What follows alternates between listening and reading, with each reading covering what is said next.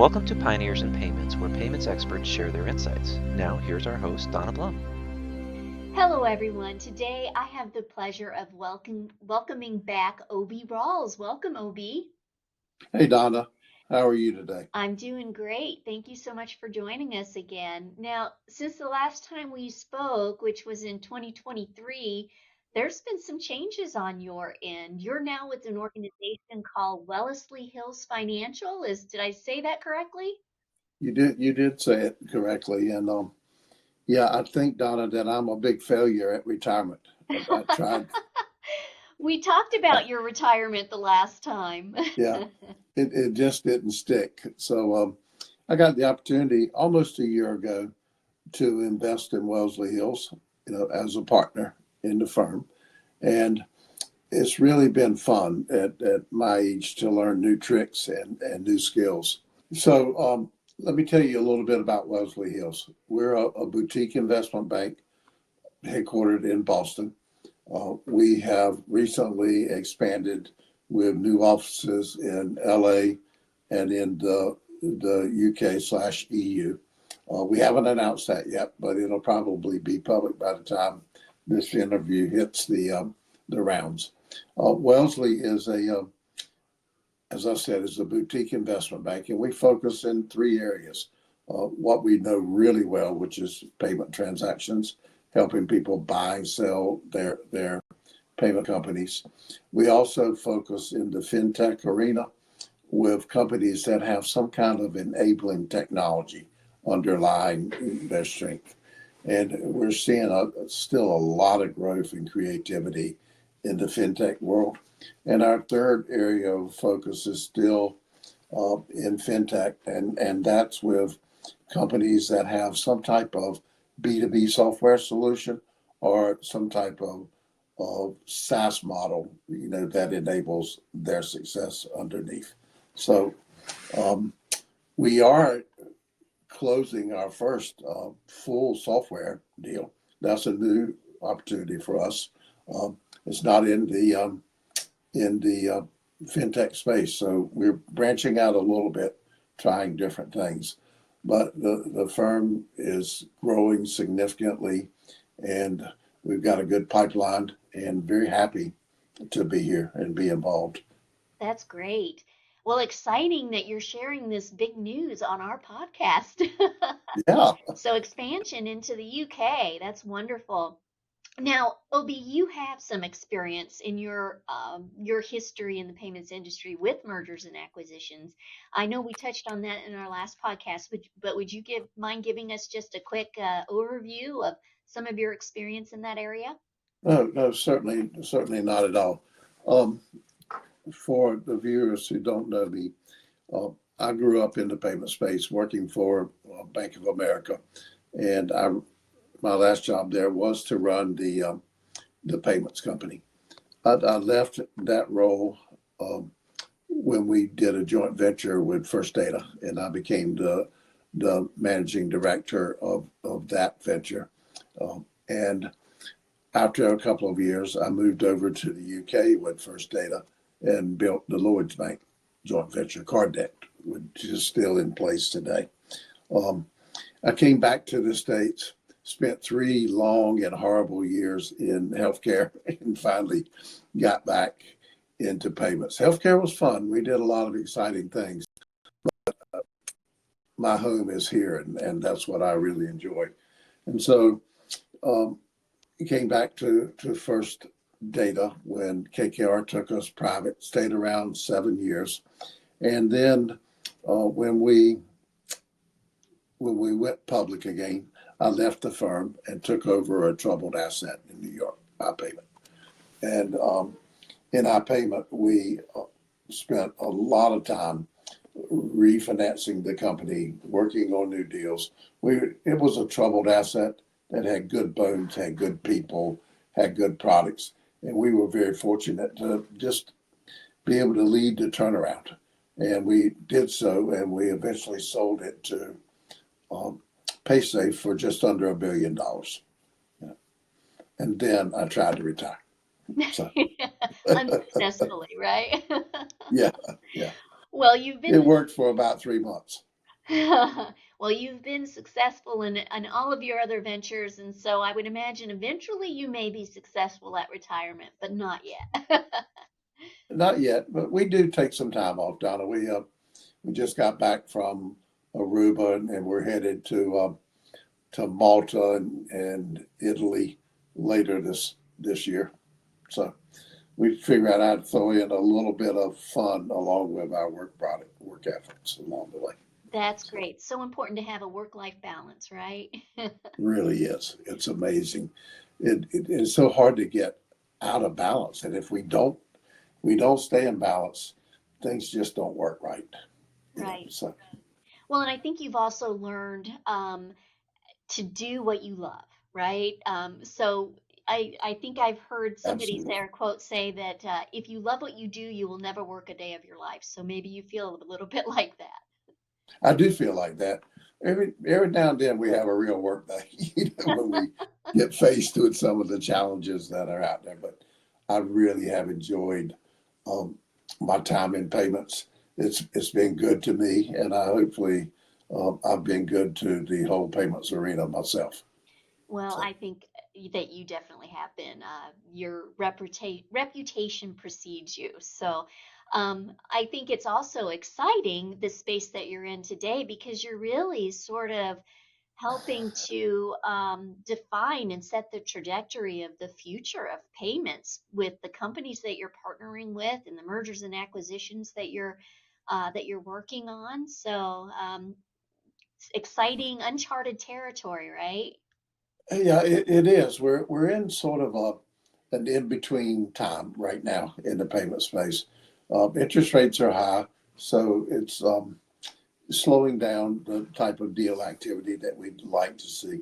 There are good companies for sale, and there are plenty of buyers in the marketplace that have cash to deploy.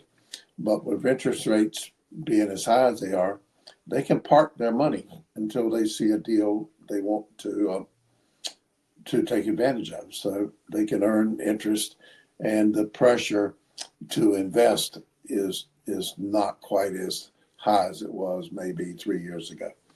So with that said, though, deals are still getting done, and interest rates on deals are running between 10 and 15%.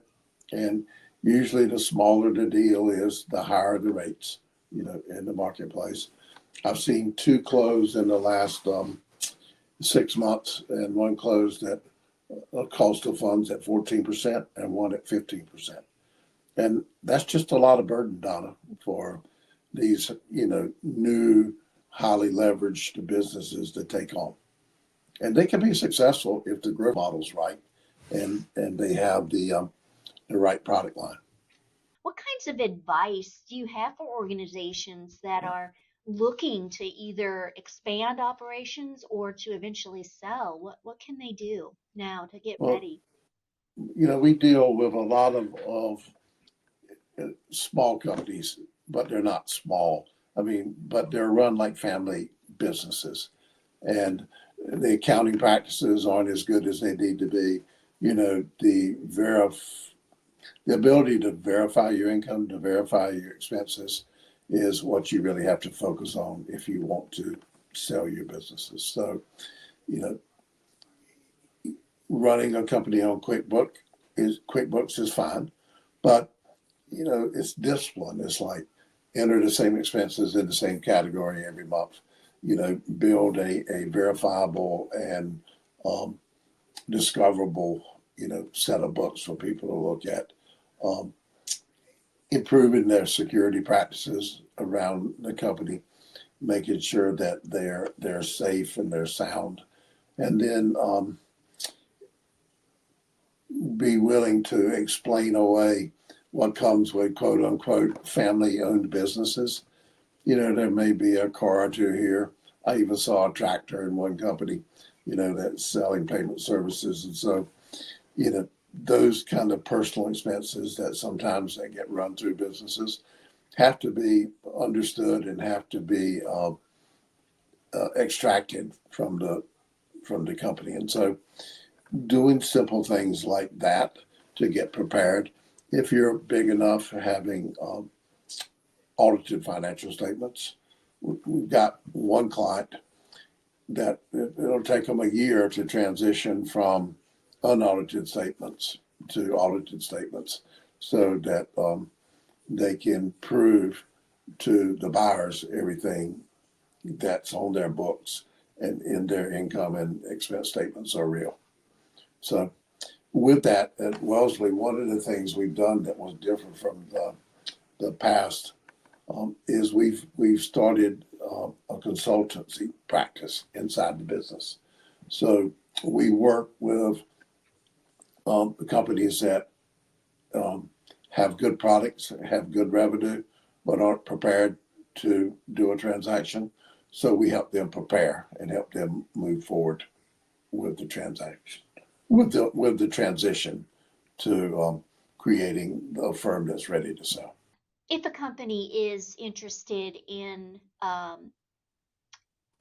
perhaps being purchased, they may have an idea of the types of companies that would be a good fit for their organization, but they may not have any relationships inside of that company. How does a company that wants to sell go about starting the process? I mean, it's not as if they're just going to put out a sign saying for sale, right? So, Yeah. um, No, and that's an interesting question to answer.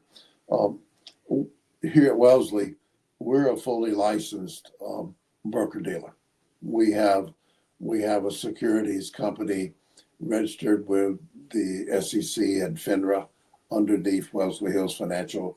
That's called Wellesley Hills Securities, and so we're fully trained. We're licensed and we're capable of being a quote unquote true broker dealer. In the marketplace today, there are a lot of brokers out there that are really interested in, creating a transaction, but primarily for the fee. We're obligated to follow a set of guidelines and to follow a set of best practices and to represent our clients in a legally defensible way. And I like that. I like that aspect of the firm because I know that we're doing business legally and we're doing business the right way in the marketplace. There's nothing wrong with brokers, and so I don't mean to diminish their role in the marketplace. In small deals, they're perfectly capable of getting there. But to go back, and I didn't answer your question entirely. What we do is we do match buyers and sellers, in the firm. So if someone wants to sell their company, we have list of private equity companies. We have list of investment bankers that are not investment bankers, but private investors, family offices, people that are willing to invest in fintech and payment firms. And so we put together a package on the company. We package up what's quote unquote called the book, and then we do that in conjunction with the client, and then we market it. We go out, to the street and talk to people that are willing to invest, and that's the process. I would imagine your experience in the industry and your connections, your broad connections are helpful in that regard. Look, I've been very fortunate. Sometimes I pinch myself because life has been so good, in this space for me, and I've got a lot of friends and a lot of connections, and fortunately, I can open most doors in the industry. I hate to say it because it's bragging, but people will take my phone calls, and that's important, Donna. When you're doing a merger or an acquisition, there's a lot of legal work involved in that with the contracts, the agreements. Is that a service that's also provided, or do you refer your clients to attorneys that are in that space? Yeah, we refer our clients to attorneys. We're very fortunate in this space. We got a lot of really good payment attorneys, in this space. Some of them are good at contracts. Some of them are good at acquisitions or sales of companies. So they have their strength, and so we try to match the proper attorney with the proper need that's out there. I left out litigators. They're an unfortunate part of our business, but sometimes we all don't see eye to eye on deals. Well, at least it helps you to flesh out any of the potential sticking points, right? Yeah. When we hopefully when we package a company for sale, if we've done our job right, there aren't many questions that the potential buyers can ask. I mean, they'll do their analysis of the company, and they will, question revenue or expense movements between years, and and then really challenge the assumptions we put in the model. But if we do our job right, I mean, we can't legally bring a company for sale unless we vetted it, because we make representations about the company and about its the safety of the numbers that we're putting in front of them. And sometimes we get surprised, but sometimes the sellers don't and buyers don't always tell us everything we need to know. Yeah, So, but that's very rare, very rare. that's good. So, as a service provider, how do you make money from this? Is it a percentage of the transaction? Are you charging an hourly rate? I guess I'm just kind of curious I'm asking the question for those that are listening that might be thinking about possibly selling or buying and using your services. How does that work? It's a combination of those methods.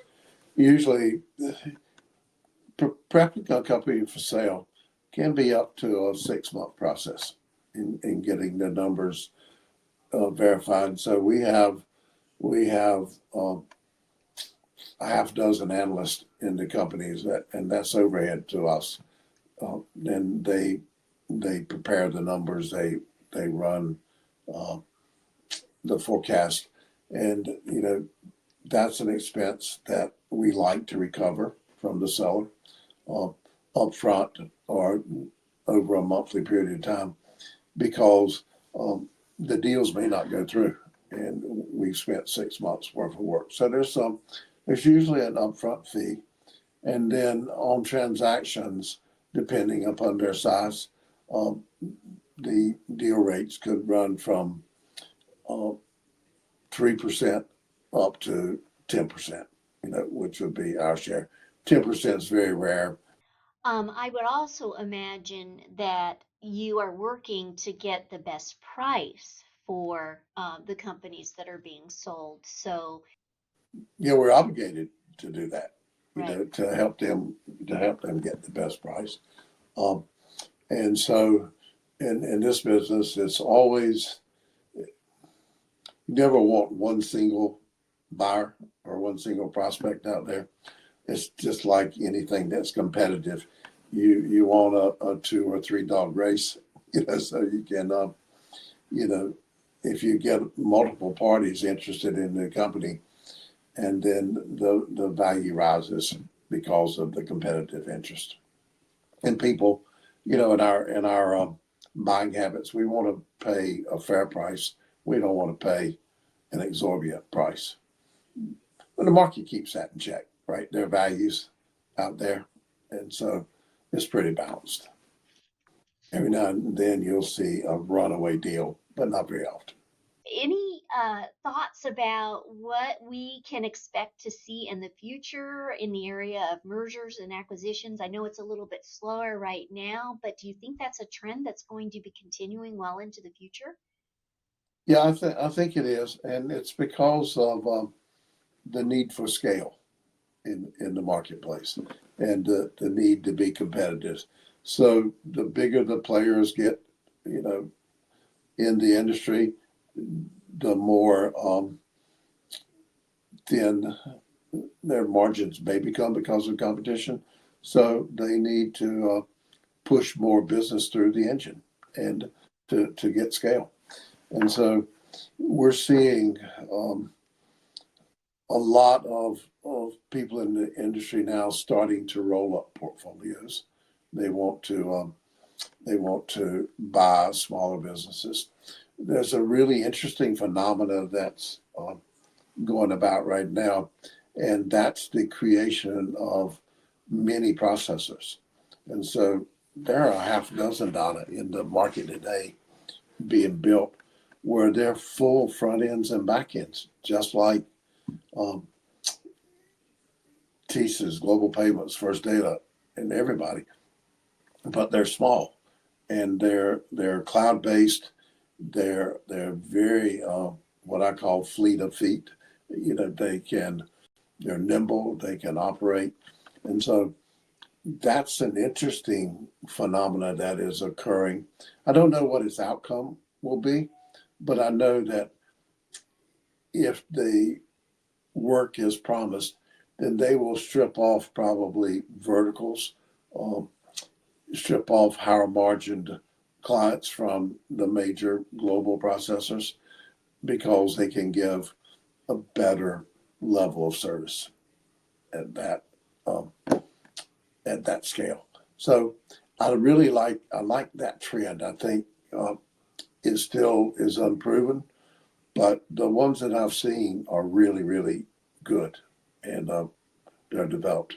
And Visa's helping these companies create this differentiation in the market, because if they want to bring new products to the marketplace, they're a little sideways with Fiserv and Global Payments and others, because they're all big companies with different development schedules, and a product that may be interesting for Visa to sell to merchants may take Fiserv a couple of years to implement or to rearrange its priorities. And so by supporting this growth of the new mini processors, then they're able to bring their products to the marketplace more quickly. The other interesting thing to me that I really am excited about right now, that shows the value of data being collected in the marketplace, is banking as a service. If you've seen that, there are a couple of companies. Vlad Sadowski down in Miami has Netivia, and he's developed a really good banking as a service program where when a merchant signs up with a merchant account, he can offer them a depository account with increased availability of funds. And then Synovus Bank owns a company in Atlanta called Mast. It's money as a service technology, really cool company. And well, it's the same features, the ability to fund easily. They have also the ability to pay commissions on the creation of deposits and other services.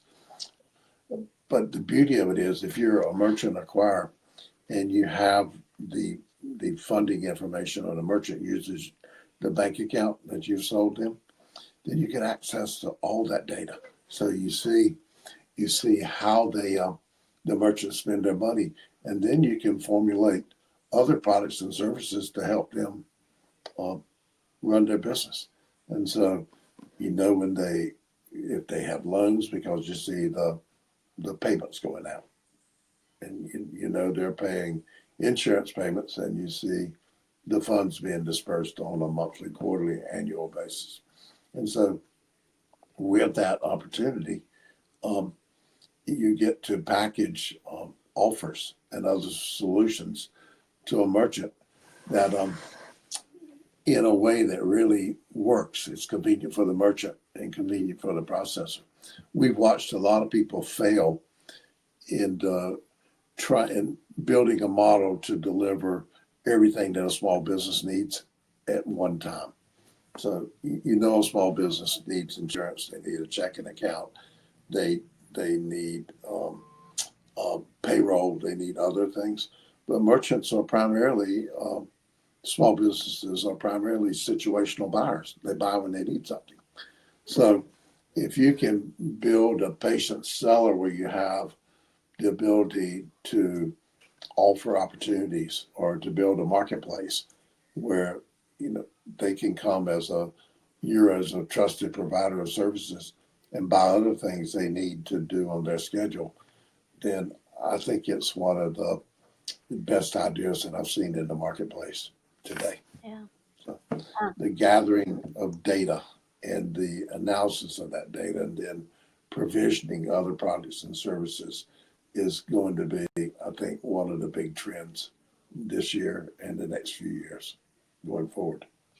Well, Obi, this has been such a fascinating conversation with you, just to talk about, what might be coming in the industry, how mergers and acquisitions are continuing to happen in the industry, and what we can expect in the future. But before I let you go, I want to make sure that our audience, if they're interested in learning more about your services, or learning about what they would need to do to position themselves to be acquired, how could they learn more or reach out to you?